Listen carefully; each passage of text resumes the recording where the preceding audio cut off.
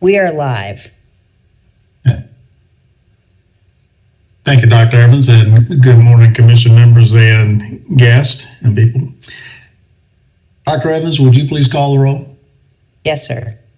Dr. Blanton, Dr. Bullock, Dr. Dempsey, Present. Dr. Fleming. Present. Sorry, Dr. Fleming. Miss Edwards. Present. Good morning. Good morning. Dr. Graham, Dr. Houston, Dr. Locklear, Here. Dr. Marr, Present. Dr. Elliott, Dr. Penfield, Present. Superintendent Truitt, Ms. Carper, Present. Dr. Holland, Present. Dr. Weddington, Here. Dr. Griffin, Mr. Smith, Present. Mr. Patton. We have quorum. Thank you, Dr. Evans. Good morning, ladies and gentlemen, and welcome commission members, advisors, staff, on-site visitors, and online listeners to June 8th, 2023 monthly meeting of the North Carolina Professional Educator Preparation and Standards Commission. This Standards Commission develops and recommends to the State Board of Education rules related to all aspects of educator preparation, licensure, continuing education, and professional standards of North Carolina. I am Van Dempsey, Chair of the Professional Educator Preparation and Standards Commission, and I call this meeting to order. Our agenda and materials are available online through the DPI website, www.ncpublicschools.org, on the SBE meetings link. The meeting is also audio streamed through a link located at the bottom of the e-board agenda. I will now read the ethics statement that is required of us. Commission members are reminded that it is our duty to avoid conflicts of interest and the appearance of conflicts of interest as we handle the work of this commission. Does any member of the commission know of any conflict of interest or any appearance of conflict with respect to any matters coming before us at this meeting? If so, please state them for the record. If during the course of the meeting you become aware of an actual or apparent conflict of interest, please bring the matter to the attention of the chair. It will then be your duty to abstain from participating in discussion on the matter and from voting on the matter.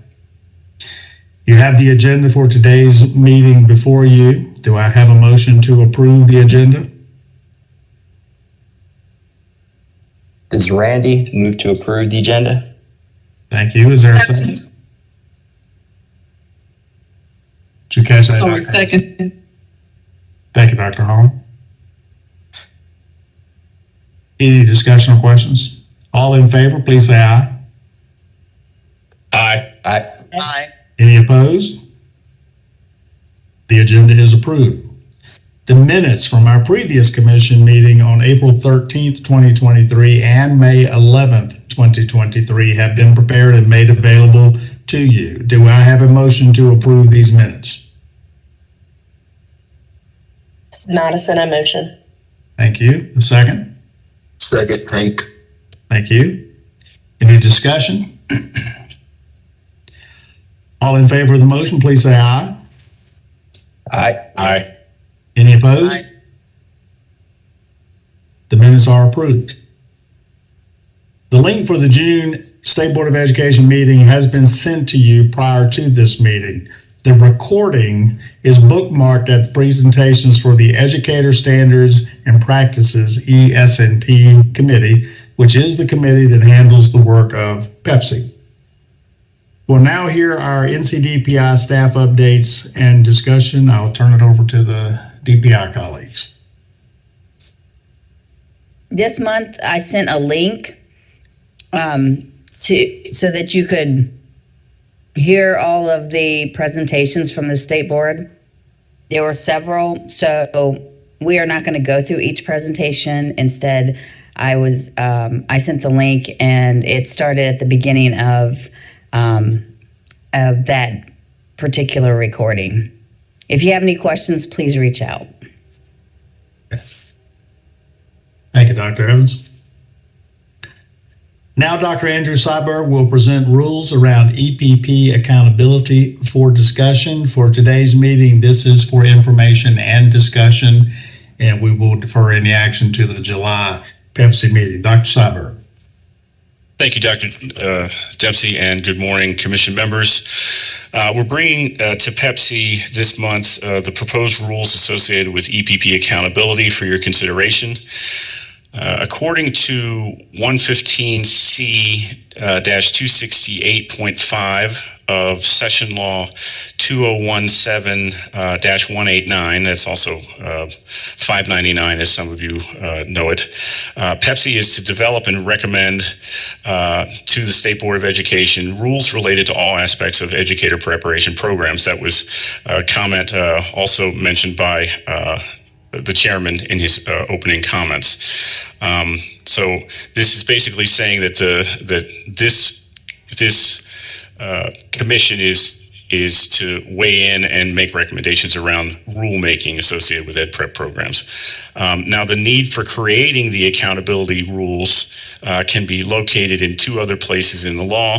One is 115C-269.35, and the other is 115C-269.45 for your reference. Back in September of 2019, it seems like forever ago, PEPSC recommended, and shortly after that, the State Board of Education approved the accountability language that now resides in policies TCED 008 and TCED 013 related to how EPP accountability measures that were identified in law are to be calculated for EPPs and the corresponding sanctions associated with that. These policies cannot be implemented without corresponding permanent legislative rules in place. So what we're bringing to PEPSC today then is the full fiscal note prepared to move the already approved policy language that was brought forth from this governing body towards the ultimate goal of creating rules or permanent rules around that. Now, according to, I'm going to give you a little bit of context around the rulemaking process, because we're going to increasingly see rules coming to PEPSC in the future as we are slated to have more and more rules go through the technical process of going through this whole process. So 115B-21.4 in the law, according to that section, before a permanent rule change can be published, the department must submit three things to the Office of State Budget and Management, which we also refer to as OSBM. So those three things include, first, the text of the proposed rule changes. In addition, an analysis of the proposed rule changes. And third, a fiscal note on the proposed rule changes. And in essence, what we're doing here with this step in rulemaking is we are providing to the financial arm of state government who's looking and reviewing the financial implications of the proposed rule changes so that they can determine whether the state has sufficient funds in place to support any of these rule changes should they come to fruition. So this particular portion of the journey of rulemaking is really around the financial arm of making sure that any proposed changes that are headed to permanent rulemaking do not make the state go bankrupt. That's this part of the step. So I think this is really important for the commission to understand that this is not the point at which the rules are actualized. So we're somewhere in the middle of the journey. OSBM needs to certify the proposed rules, and then those proposed rules will move over to the Office of Administrative Hearings, where they're going to be reviewed by the Rules Review Commission. And that's the point at which there is another review process, and they will ultimately weigh in on whether they become permanent rules or not.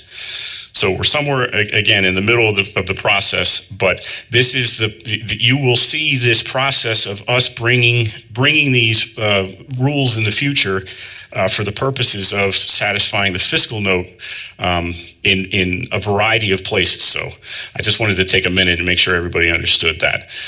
Now, because PEPSC is legislatively authorized to develop and recommend the rules associated with all aspects of Ed Prep, which is what I mentioned earlier, we have to bring these proposed rules or EPP's accountability back again today for your consideration. Now, while we've provided the entire fiscal note in the resources for this item in your notes, the work of PEPSC is specifically associated with the proposed rules section, which is located in Appendix A. That's at the bottom. In a review of those proposed rules, you'll find that the language that we put in there is the exact same language that this commission recommended and ultimately the state board approved back in 2019. But again, that was when we were working on policy. Now we're essentially doing the exact same thing, trying to move the policy into rules. So we're asking you all in PEPSC to recommend these proposed rules to the State Board of Education to advance the already approved policy towards permanent rulemaking.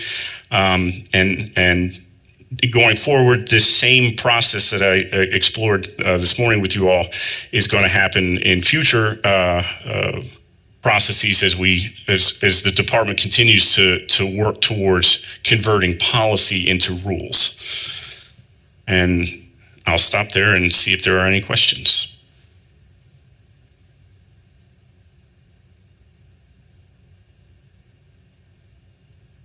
Mr. Chair, this is Hank. I wonder if I could bring up a point of discussion. Yes, please. Back in, I believe it was 2018-19, the General Assembly gave us the duty to put together the possibility of an alternative accountability model for EPPs and the sanctioning model to go along with it. We created that over a year or so of pretty intense labor and put it forward to PEPSC, who approved it, and the state board approved it, went to the joint legislative. And I guess that was right about the time COVID hit us, and I think it kind of died over in the legislature at that time.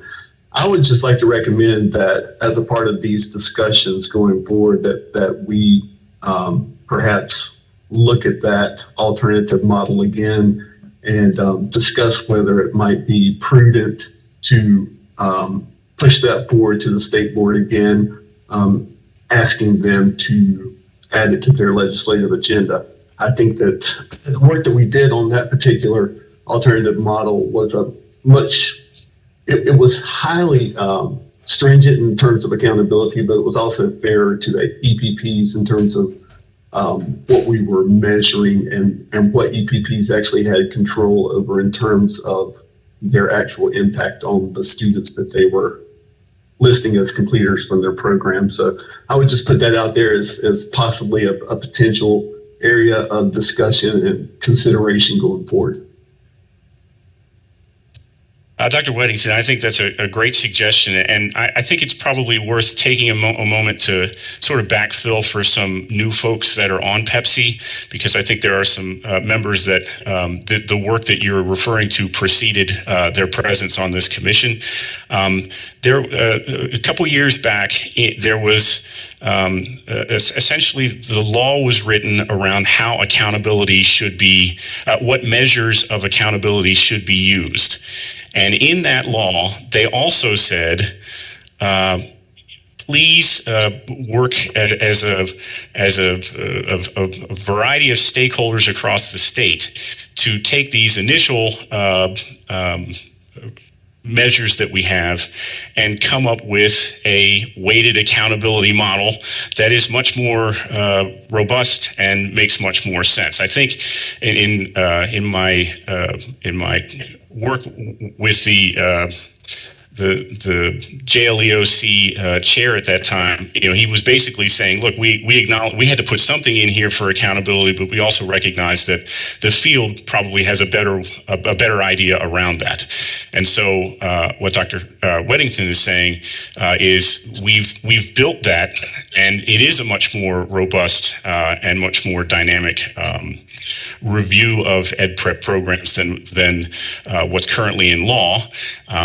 And can we bring that back up, since we sent it over and we haven't heard really much either way on that? So we can certainly bring that over to our legislative liaisons and try and start up that conversation to see where that's happened. I do know that at the same time that COVID was occurring, there was a change in leadership of the JLEOC. So it could be it's possible that it's just fallen in the cracks there, and we should certainly look towards it, because there are certain components of the current accountability requirements that are not in the best interest of promoting programs going forward. So yes, we can certainly bring that up with the legislative liaisons. Dr. Seiberg, I can't, I'll blame it on 4 years ago. My memory is we have that as text that would be in the record of those PEPSC meetings. So we would have a document that frames what Dr. Weddington just asked about. Yes, sir. And we can, Kim, I think what we could do is pull that back up and put it into the current month's articles and resources so that everybody has access to that. Yeah, Absolutely. That would then allow PEPSC commission members to look at the document that's currently on the screen, as well as that draft from 2019 to connect the dots that Dr. Weddington just asked about, and also with the legislative liaison with the General Assembly.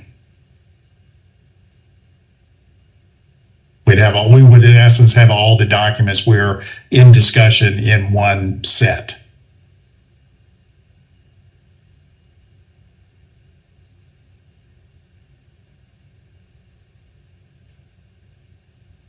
Chair Dempsey, this is Randy. I have a follow-up question, but I don't know if we're finished with the discussion of Hank's point. Dr. Weddington, that addresses the question you asked, what we just determined. Yeah, absolutely. Thank you very much. Right. Thank you. Okay. Dr. Penfield. All right. Hey, Andrew, I'm curious, and this may be related to Dr. Weddington's point, is as I read through the current plan, there are 4 levels that were determined by whether you fell 1 standard deviation below the mean, and those thresholds were determined like in 1819.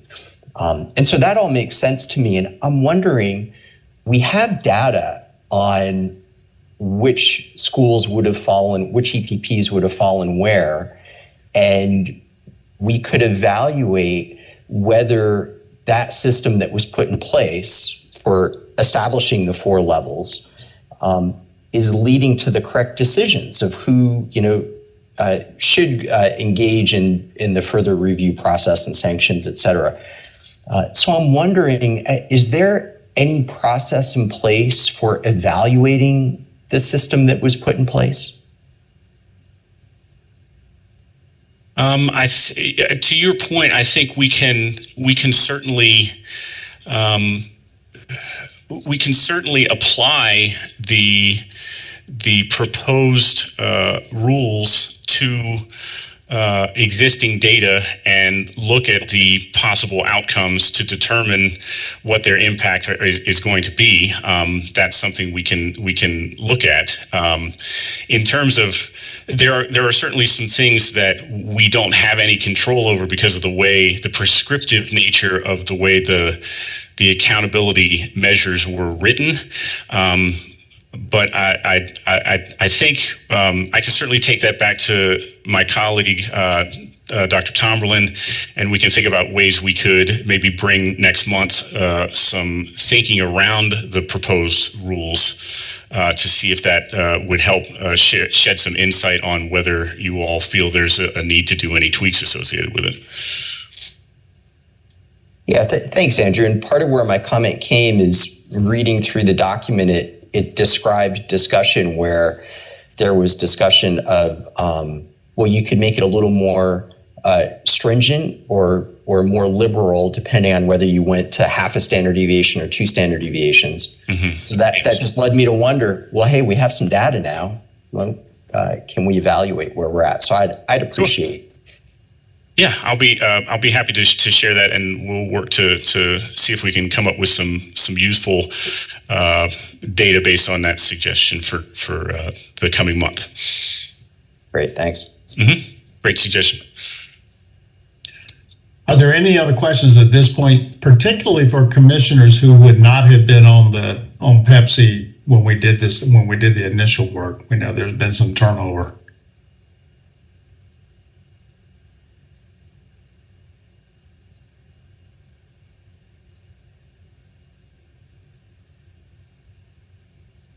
Thank you. Then if we have no further questions, I believe we are set up now for the July meeting to include the document that's before us, the document to which Dr. Weddington referred, and then what we can learn about the question that Dr. Penfield just asked. So that would be the focus of the July meeting, and we'll get any related documents out to people as soon as we can. Dr. Evans, does that sound okay? Yes, it does. All right. If there are no other questions, thank you, Dr. Seiberg, and we will, our next meeting, we will look at taking up action, review of this information and any potential action we may take in July. Next, I want to discuss PEPSC leadership and considerations for the election of the following positions: chair, vice chair, and secretary. Dr. Evans has pulled a draft document up on the screen that was provided to you before the meeting. This is basically the draft is the result of the staff at DPI and I as chair talking about what is actually the articulated process and flow of how the leadership in these positions in particular are selected, and on what calendar are they selected. And that information actually is not part of the positions, are part of the legislation that created PEPSC, but the process for doing so, I think I'm getting this correct, Dr. Evans, is not stipulated in legislation. So this is an effort to articulate that and have a common understanding among PEPSC members, and have a document that lays out that process. So that is what this document addresses. Early this morning, Dr. Evans and I, when we were reading through this last time, caught one discrepancy that we need to address in the meeting. And Dr. Evans, would you mind explaining what and where that is? That discrepancy.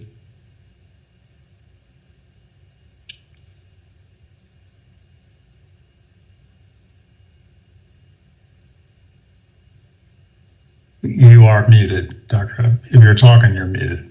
I'm sorry. That's fine. Sorry. In section 2 and A underneath 2, we had vice chair and secretary for even numbered years, but then we also had it for odd number years for vice chair and secretary for E.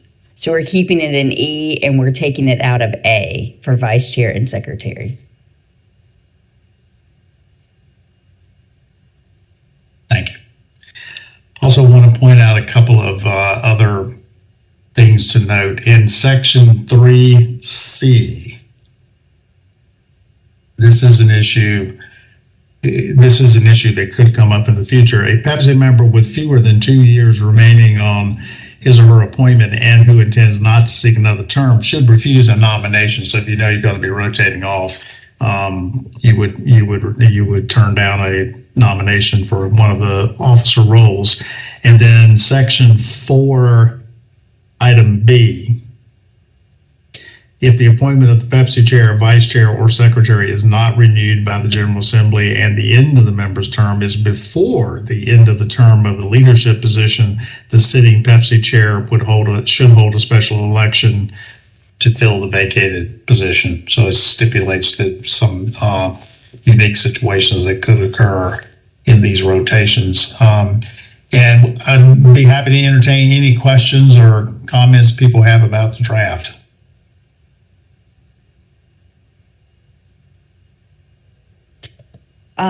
Dr. Dempsey, just to be clear, I think everyone knows that you're the chair and that Dr. Fleming is the vice chair, but I don't think it's clear on who's the secretary. That is correct. And in the first year, we did elect a secretary.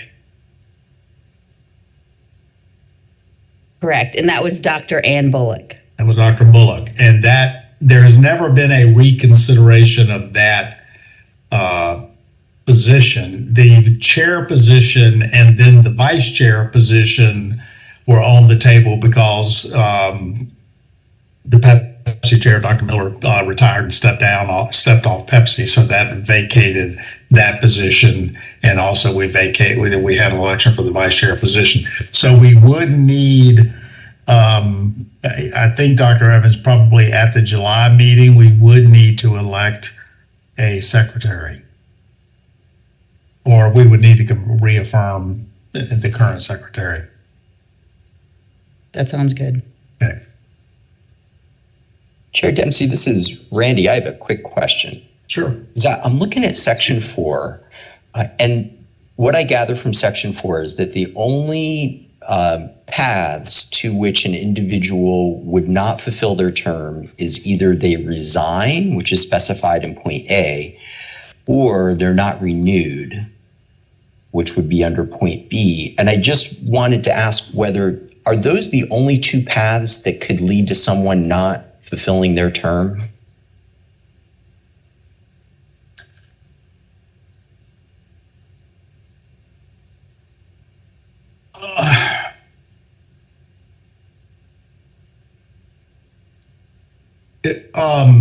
I'm trying to, yes, there is another way. I'm trying to be sensitive about how I say it. There are other reasons. A person, for other reasons, would not be, they could die, for example. Right. It would not be able to, it would obviously bring that question into play. It's an interesting point in terms of the language. I was wondering whether, without knowledge of whether there were other paths, but whether it could be useful to maybe in part A, rather than saying decides to resign, to say something like is unable to fulfill the term. Right. Just to allow for greater flexibility, but I wasn't sure whether that flexibility would be needed. That was the intent. I think your question speaks to the intent of Section A, which is if you have a vacated position in Section A is conditions were sort of related to the appointment to the person. And then the second is conditions related to the General Assembly's activity in who gets extended and who are new appointments. If a position is vacated, the General Assembly fills the position. I think your point is well taken. And maybe Dr. Evans, that phrase that Randy just pointed to, if it holds a leadership role and the position is vacated. I mean, Randy, that's your Yeah, that's the idea, is to have a blanket. Right here, Randy, is that right? Yeah, exactly. That point A, yep. Instead of decides to resign, have something that's broader, like the position is vacated or is unable to fulfill the term.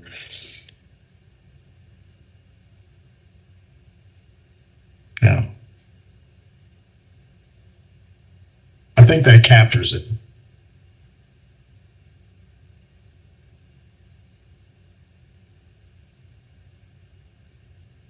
Okay. Any other questions or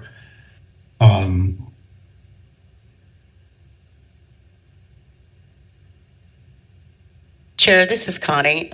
I have a question. Yes. On Section 3, C, it says a member with fewer than 2 years remaining on his or her appointment and intends not to seek another term shall refuse a nomination.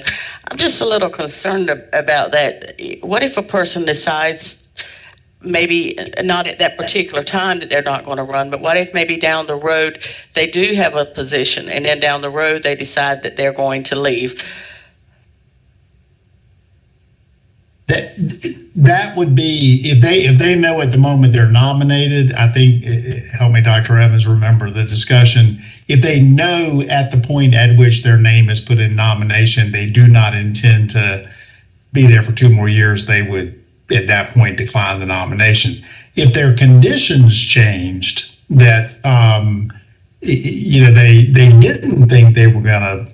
They intended to be there more than 2 years and were in a position, then it would move down into Section 4, if I'm understanding your question. If the goal is to not create a situation where a person is elected to one of the positions knowing that they would not complete the term of the position. And there's no way to enforce that because there's no way to force people to make that decision in real time. But if someone's already made that decision, they know that condition is in place, that our hope is that they would say, I'm not accepting the nomination. Dr. Evans, that was the conversation we had a few weeks ago that we were trying to capture with point C. That's correct. Right. And just to be clear, Dr. Dempsey, for the group, these would be 2-year terms, correct? Yes. And then you could choose to be if you were nominated again, you could choose to continue to serve. Yes. Correct? Okay. Did that answer your question, Dr. White? Well, I agree with you. I'm just concerned about how it would be perceived by someone, maybe that they decided that as you stated, the conditions changed and they're looking into different options, maybe leaving the system or whatever, and how people would view that. And the shall is what kind of concerns me. Shall refuse. I don't know. It just.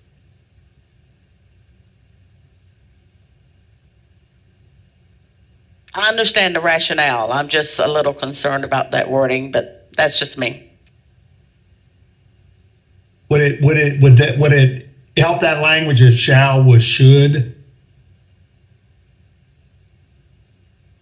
Shall in my mind is a more determinative. You shall, or it would be the equivalent of you will. Should. It's encouraged. Just say encouraged. Okay. Yep, that works. I didn't catch who said that. That was Leah Carper, high school Okay. English teacher. Thank you.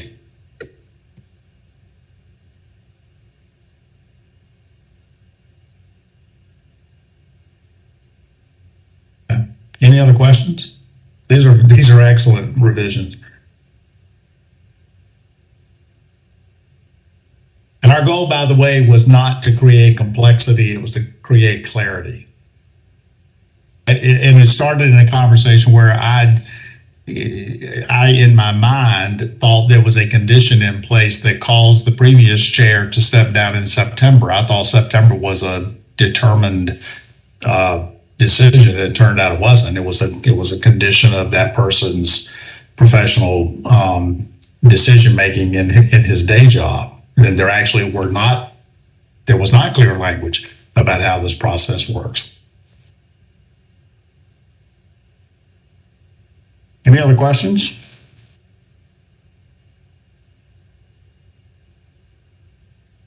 Dr. Evans, did we capture all of the edits? I believe so. All right. And so pending technical clarification, subject verb agreement, that kind of thing, this is not a procedural situation or vote in terms of the way we typically deal with policy. This will be a vote about the operations of PEPSC that are under control of the commission members themselves. And so, Dr. Evans, we do need a vote on this, but it is a vote for PEPSC basically articulating to itself. We do not send this, we don't send this up to the state board or anything like that. Okay. That's correct. Yes. Okay. Any other questions or comments?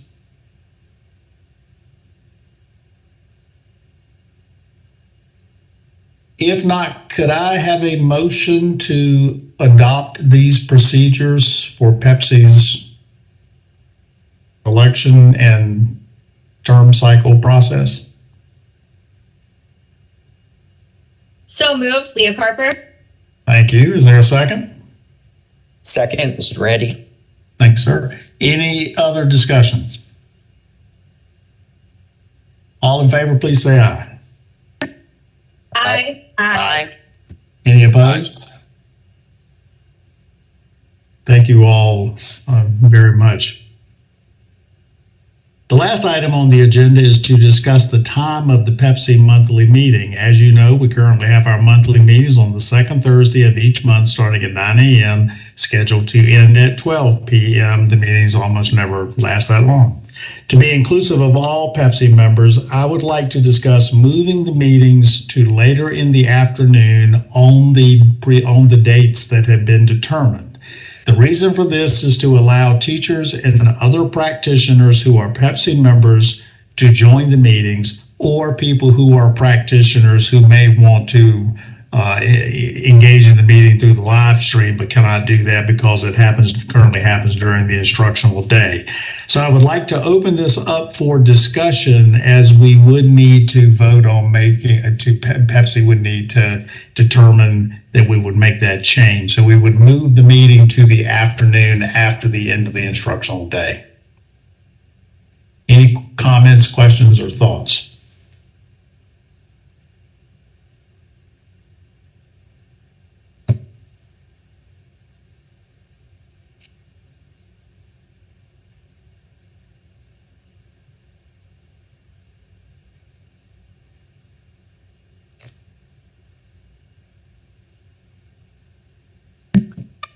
Dr. Dempsey, when you speak to doing it later in the day, are you talking more after a typical school day or after a typical work day? School day, after the 3:30, 4 o'clock, after the problem we're trying to address is when we have teachers in particular on PEPSC who are not able to get release time. They're not able to get a substitute to be able to attend the meeting at 9 o'clock in the morning. They're by nature of their professional appointment excluded from the meeting. So we're in particular trying to address the issue for classroom teachers, but in the conversations that Dr. Evans and I have had, our thought was 3:30 or 4 o'clock would address that. It would create enough flexibility that it opens that possibility up. Yeah, and I appreciate that. And I think that would be beneficial to the group. I just don't know from our members from EPPs if that might impact anything with their class schedules, but they would have that same impact with a 9 o'clock meeting because the schedules vary. So I very much support that and appreciate the recommendation. Thank you.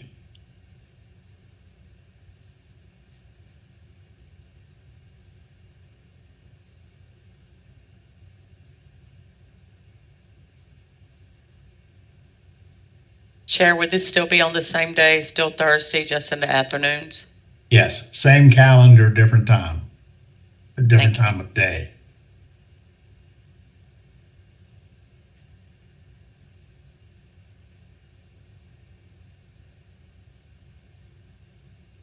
Yeah, and to the point about the higher ed folks, I think everybody in higher ed from higher ed is a dean or provost or interim chancellor in not too many days.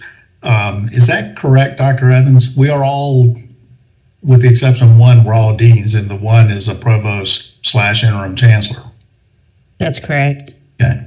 And not that I do not want to speak for deans and suggest that we have control over our calendars, but I do tend to have more control over my calendar than a classroom teacher has over their instructional flexibility.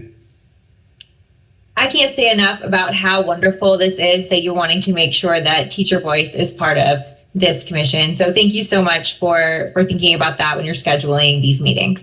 Thank you.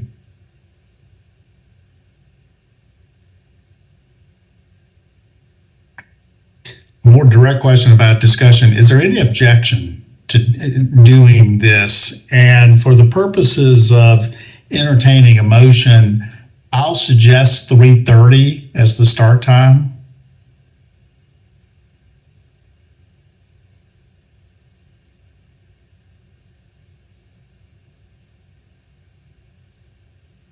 Dr. Evans, have I overlooked anything in terms of process for doing this? And this would start in September, correct? We would start with the September meeting. Well, our Chair, our meetings still run approximately, well, they're not running 4 hours, but we have them set for, 3 hours. We have them set for 3 hours. So we're looking at 3:30 to 6:30. Yes.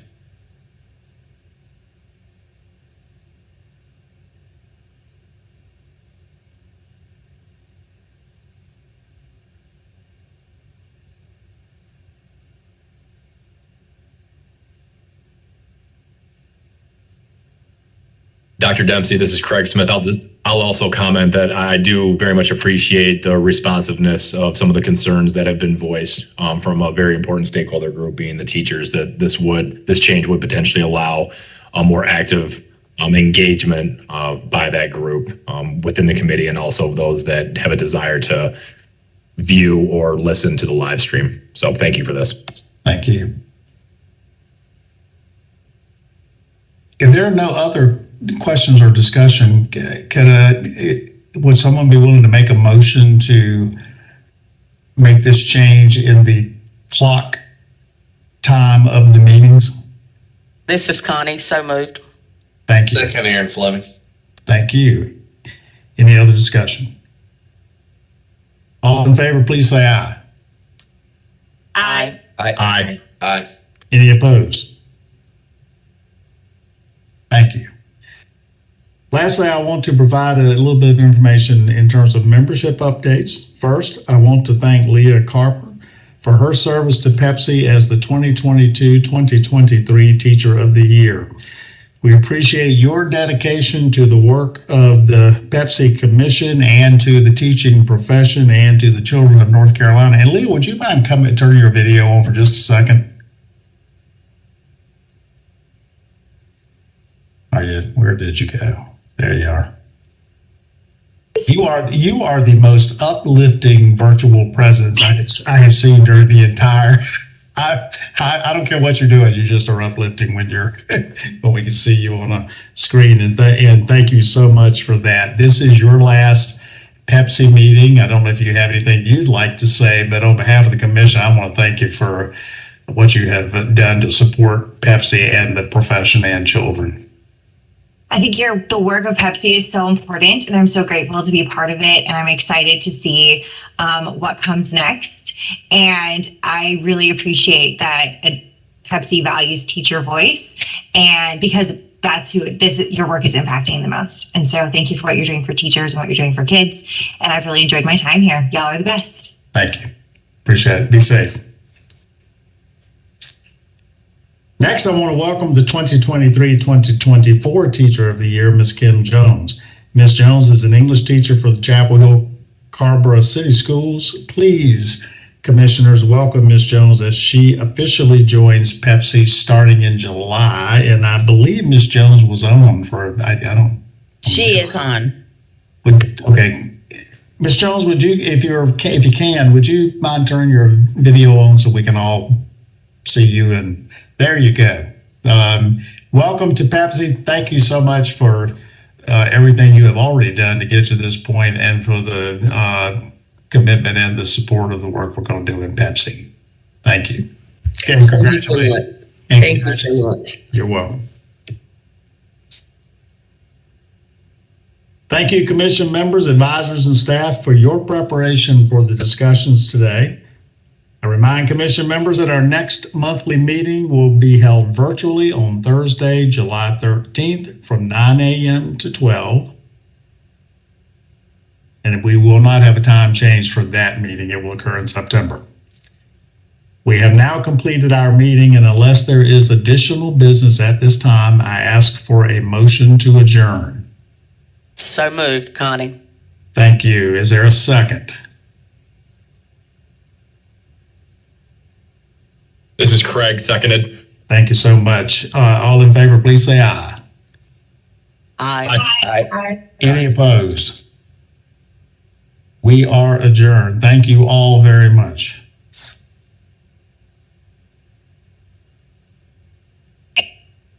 Bye, friends.